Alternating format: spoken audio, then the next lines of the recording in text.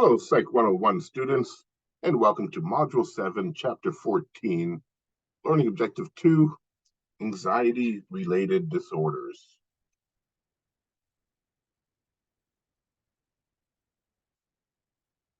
Okay, anxiety disorders are characterized by excessive anxiety in the absence of true danger.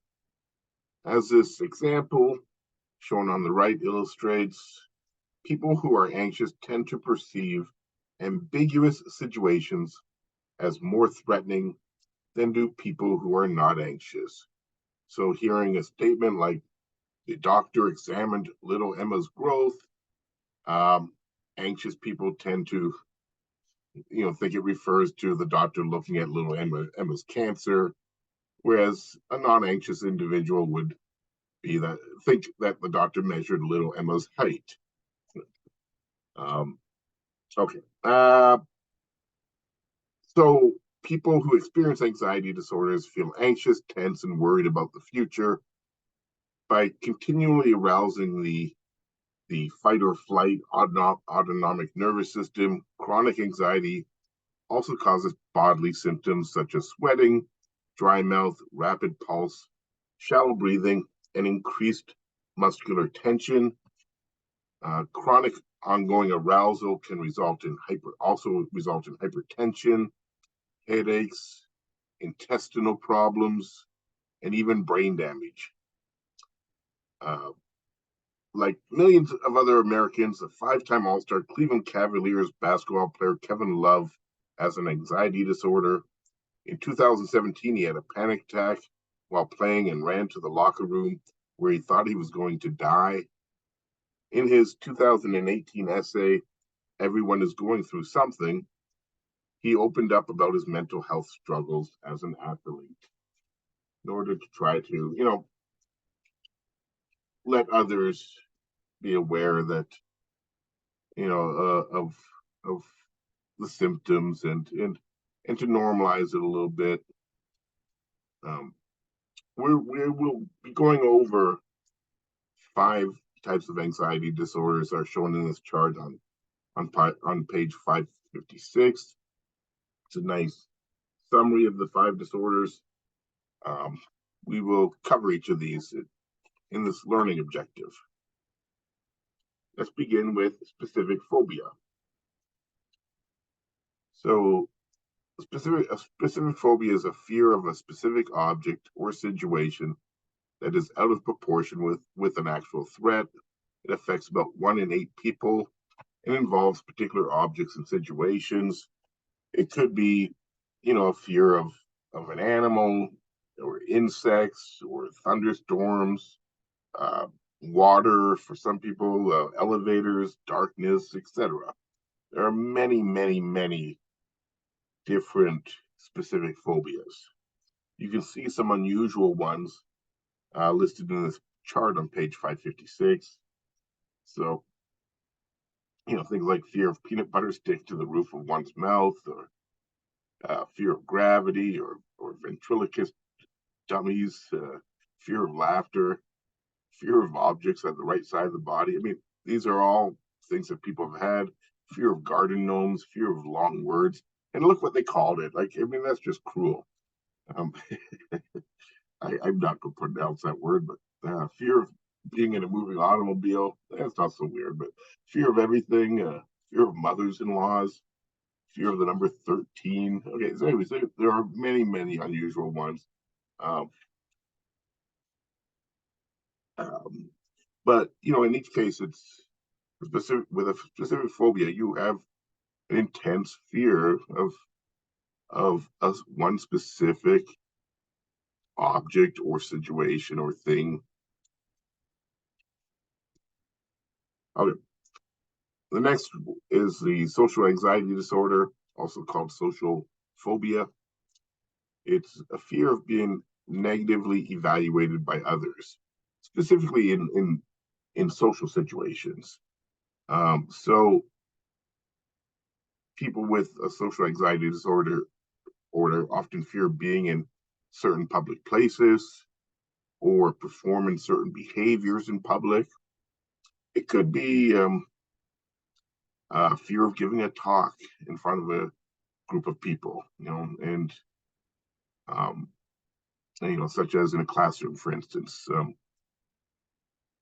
So with the social phobia, you're not necessarily afraid of every social situation, but particular types of social situations or particular behaviors within social situations cause you great fear. Once it affects about 1 in 14 people, so not quite as prevalent as the specific phobia, but still, it's still a lot of people that suffer from this. The third one we'll look at is generalized anxiety disorder, uh, a diffuse state of constant anxiety not associated with any specific object or event. People with this disorder are constantly anxious and worry incessantly about even minor matters. One study found that people with generalized anxiety disorder spend an average of 60% of each day worrying, compared with an average of 18% for the rest of the population.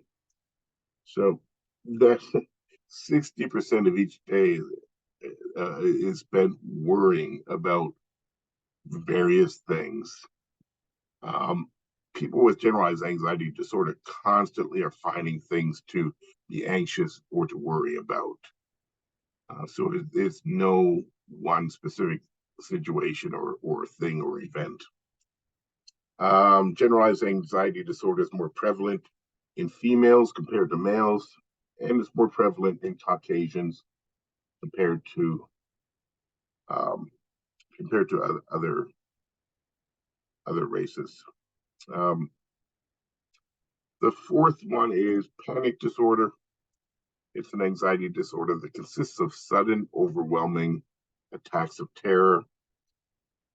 Panic attacks may be associated with specific situations. So some people might experience them, if they go into an elevator, or they may experience them whenever they're shopping in supermarkets or something like that. Or for others, it's not one particular kind of thing or place that's going to cause it. They could just come out of the blue without warning. Symptoms of a panic attack include the heart racing rapidly, the person sweats profusely, and they feel a terrifying fear. Many people that experience panic attacks believe that they're having a heart attack, um, and attacks can occur on a daily basis for somebody with the disorder for weeks, months, or even years at a time, where they get these panic attacks day after day. Um, many people will experience occasional panic attacks during their life, brought on by for I don't know, by a certain situation or perhaps while on certain drugs or something like that. But that would not be having the panic disorder. Having the panic disorder means that they are repeating, like I said, like for some people, it might be on a daily basis, for, stretching into months or years. And so um, just having an occasional one is not, does not mean that you have the disorder itself. But I have had some panic attacks and they're scary. So very scary. And there's been, I've had multiple panic attacks, but I certainly don't have the disorder, and they've been, spaced apart throughout my life at different times. But when they happen, it's like each time I, I think I'm having a heart attack. It just feels like your chest gets so tight, your heart's pounding, and it feels like you can't breathe properly. It tended to happen to me while I was driving, um, and I would always have to find a place to stop, and especially I'd look for some place that had grass where I should just kind of lay on the grass for a while because you need to like find a calm space and in order to let it pass. And let's go on. Agoraphobia is the next one. And it's an anxiety disorder marked by fear of being in situations from which escape may be difficult, embarrassing, or impossible. Or, you're in a situation where help is unavailable in the event of a panic attack. Um, People who experience agoraphobia avoid going into open spaces or to places that might have crowds. Some people with agoraphobia never leave their home. These two disorders are often, um, they often appear, once again, they often show comorbidity, meaning that they occur together because it's often a panic disorder or multiple panic attacks can cause agoraphobia because you start getting fearful of the panic attacks, and so you avoid the places where they might happen. And if you have a lot of panic attacks because you have panic disorder, then it you start avoiding everywhere, and eventually might become a shut-in where you just never leave your home because you don't want to have a panic attack out in public. Okay. I will mention one more thing. Some people with agoraphobia, they will, like, they're very hesitant to go out unless some of them can go out if they're with the person that they trust the most. Like, there might be a specific person, like, that they're really close to, and that knows about their condition, and they feel safer, like, if they go out with that person, and that person's there to look after them. And but they wouldn't want to go out alone. Okay, let's go on here. So those are the 5 different types of anxiety disorders. Um, okay, yeah. Although people are anxious about different things, the etiology of various types of anxiety is best explained using a biopsychosocial approach, because there's a combination of possible factors. Remember, etiology is refers to the cause or causes of a disease or condition. Um, where am I here? Okay, let me talk about the 3 parts of the biopsychosocial approach. Again, in reference to anxiety disorders, the on the biological side of things, many anxiety disorders are genetically influenced, through having a high level of neuroticism, as part of your personality, or through having an inhibited temperament. Um, those things, having uh, those genetic influences, makes it much more likely to develop an anxiety disorder. Remember, neuroticism refers to somebody being anxious. Anyways, it's one of the big 5 personality factors. And inhibited temperament means that you're not outgoing at all. You tend to be shy, and whatnot. And those people are more likely to develop things like social phobias. Um, okay. On the psychological side of things, anxious people tend to think about the world in different ways from non-anxious people. Um, we saw an example of that in the earlier diagram when about the doctor examining Emma's growth. Uh, One of the things that anxious people tend to do is what's called catastrophizing, that they blow things up all the time. So, if I don't pass my driver's test, will, I will never have friends again or something.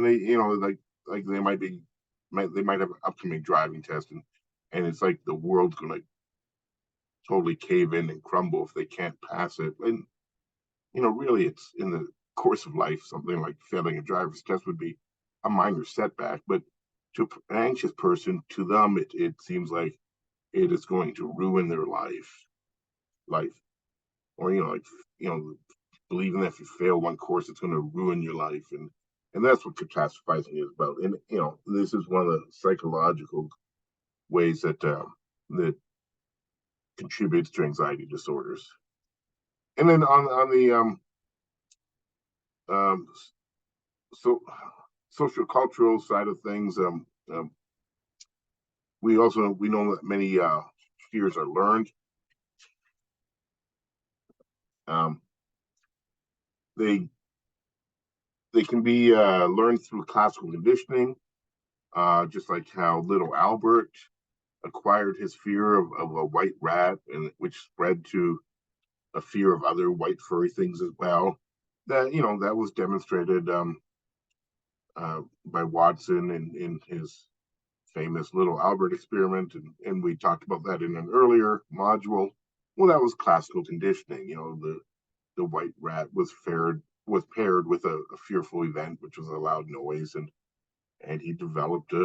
little Albert developed a fear of white furry things.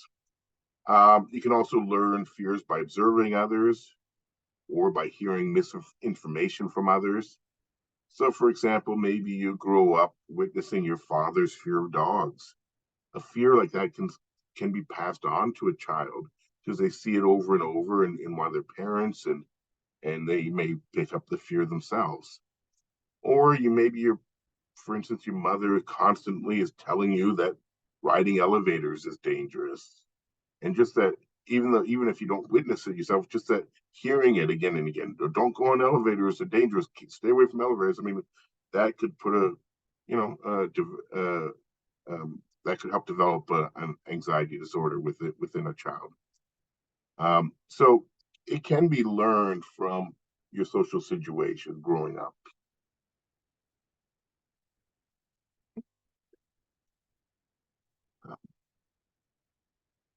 Okay, so some disorders, those were so we looked at specifically anxiety disorders. Then we're going to look at something that's, certainly related to anxiety. So, as it says in the title, some disorders involve unwanted and intrusive thoughts that increase anxiety. And what we're going to talk about here is obsessive compulsive disorder, or OCD, which is a disorder characterized by frequent intrusive thoughts that create anxiety and compulsive actions that temporarily reduce the anxiety. It affects 1% to 2% of the population. It's more common in women than in men, and it generally begins in early adulthood.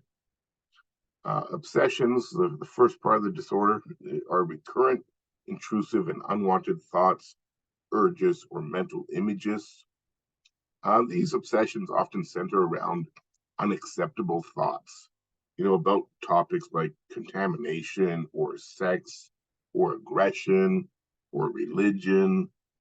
Um, and when you get, these obsessions, the anxiety builds and builds. It means that you're thinking about it all the time, and and as you know, and it becomes overwhelming, the amount of anxiety it causes. This is where compulsions come in. Compulsions are particular acts that the person feels driven to perform over and over again. The compulsions um, temporarily relieve the distress caused by the obsessions, so they have a purpose. And so if I'm obsessing about germs all the time, then I might develop a compulsion to wash and clean repeatedly. Because each time I do that, I maybe washing my hands or washing my apartment or whatever. Um, when I do that, it gives me some relief from my obsession. I feel okay, everything's clean, everything's good, and it gives me a little break from thinking about it. So, usually the compulsions are related in some way to the obsessions. There's some kind of connection that you make, even if it's just in your mind that if I do this act, then um, then I can stop thinking about that particular obsession. But the obsession always comes back, so it's a cycle, and then it causes you to do compulsions again, and then the obsession, gives you relief, and the compulsions, because the compulsions give you relief. I mean, become more and more likely to be repeated. Um, and we'll see an example of that on the next slide coming up. In the picture here, we see a picture of Howie Mandel. He's been diagnosed with OCD, and like many people with OCD, he experiences a strong fear of germs. It's a very common obsession among OCD patients. His trademark shaved head helps him with this problem by making him feel cleaner. And he even built a second sterile house where he can retreat when he feels like he might be contaminated by anyone around him. In this photo here, he's promoting his book, 2009 book, Here's the Deal, Don't Touch Me, in which he comes clean about his experiences with OCD and other disorders.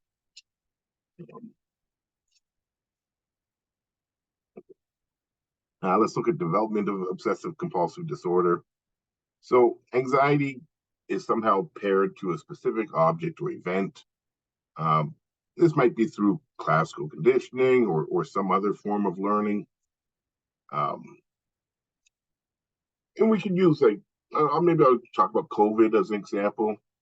Um, so, you know, that certainly caused a lot of people anxiety, and the person might begin to obsessing about their fear, which will cause a buildup of anxiety. So it's like, COVID came around, and all of a sudden, there's a lot of people that were obsessing about a fear of contamination, as shown in number 4 in this diagram here. And this obsession would cause them anxiety, or, I don't want to get sick. And, I was around some people earlier on. I don't know if my mask was on tight enough, or I've been handling packages that were delivered. Maybe they have COVID germs, and and so the not because they don't want to get sick. This is causes some anxiety. They're thinking a lot about contamination of COVID germs, and the anxiety builds, and eventually it may cause compulsion. It's like, I need to do something. I'm so worried about this, and so they start doing extra cleaning of everything. Every time any piece of mail or package comes to the house, they spray it down, and they wash their hands like a dozen times or 20 times a day or whatever, and they're constantly going around sanitizing things, and including their body and their hands. And anyway, so when they do the compulsion, once again, it causes a relief, right? It's like, thank goodness I've scrubbed my hands, and so my hands are certainly clean. I don't have to worry um, about things right now. So the person engages in some behavior that reduces the anxiety. That behavior is negatively reinforced through operant conditioning. And this is what keeps the cycle going, is that when you do the compulsion and you feel relief. Remember, negative reinforcement is when you do a behavior that gets rid of an aversive stimulus. It gets rid of a negative. Um, so like you wash your hands, you do the compulsion, and all of a sudden you feel this relief. That makes it more likely for you to do it again. That's a straightforward negative reinforcement, which is we know is operant conditioning. So the person becomes more and more likely to repeat it. And but we know the obsession is not going to go away. The thoughts will come back again. Something will trigger them. Um, some incident will make the person feel like they're not clean again, for instance, and then we start looping around again. The obsession causes, once they start thinking about it, they get more and more anxious, and they have to do the compulsion again. Then they get a little bit of relief in it, and people will cycle through this, many times during a day. Um, okay, where am I here? Looking for through my notes here. Okay, there's going back to what it says on the screen here.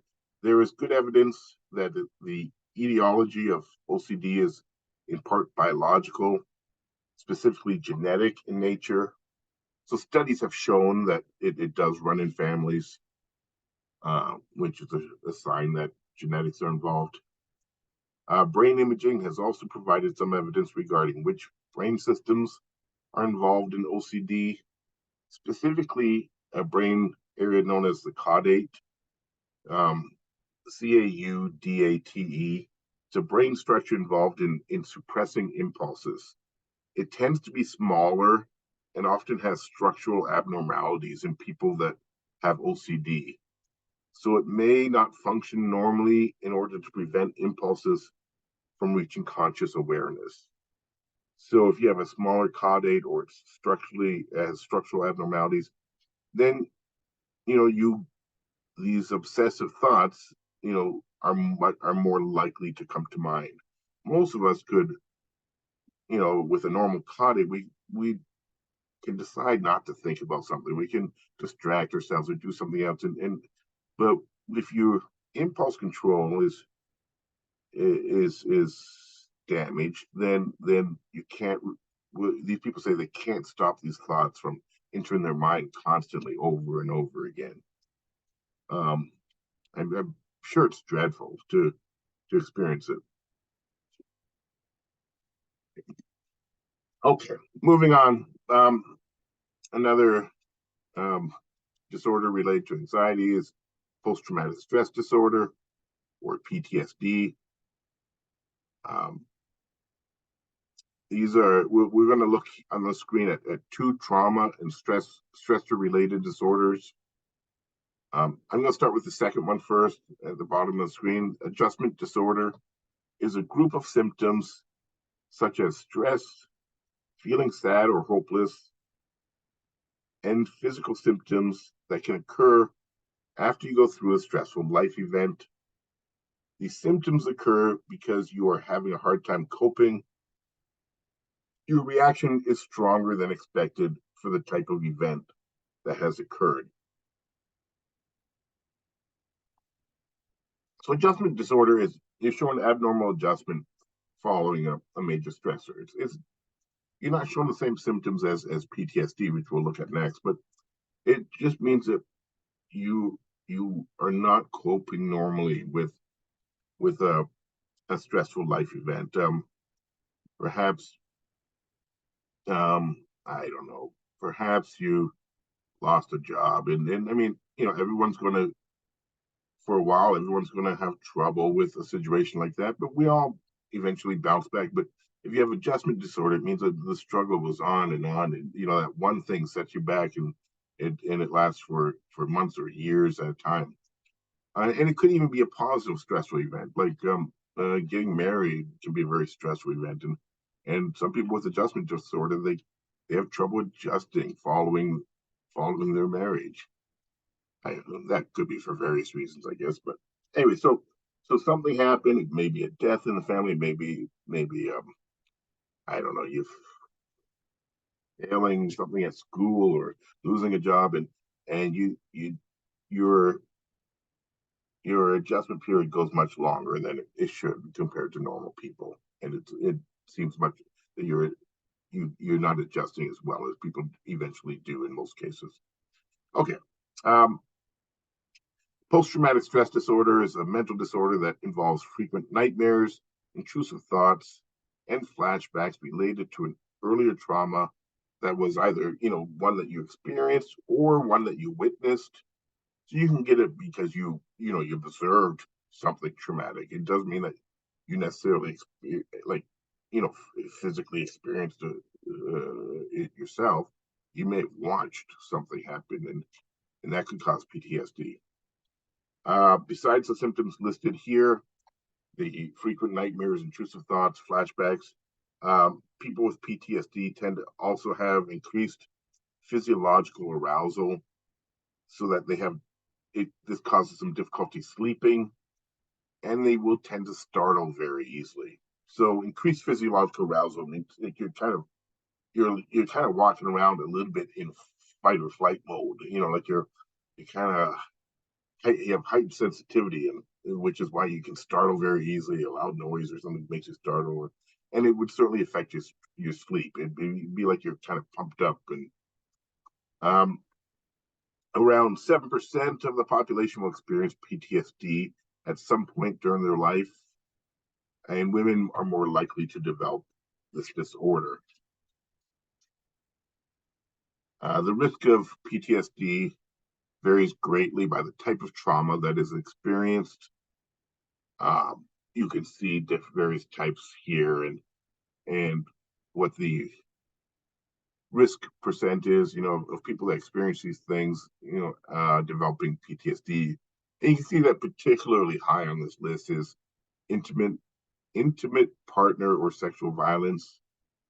Um, Intimate partner violence is referring to domestic violence, and this is been is well known to cause PTSD, and so I mean that's over 10% of people that experience or sexual violence like a rape, for instance. Um, so domestic violence or like a rape or something. These are particularly um, stressful kinds of experiences that can lead to PTSD. But any of the all these other ones are also significant. People maybe people used to just associate PTSD with war related trauma. But you see that's not even the highest on this list here. I mean, just losing a loved one can cause PTSD. Different types of physical violence. Um, uh, Having an accident. People might get PTSD after being in a car accident, for instance. Okay, that will conclude learning objective number 2.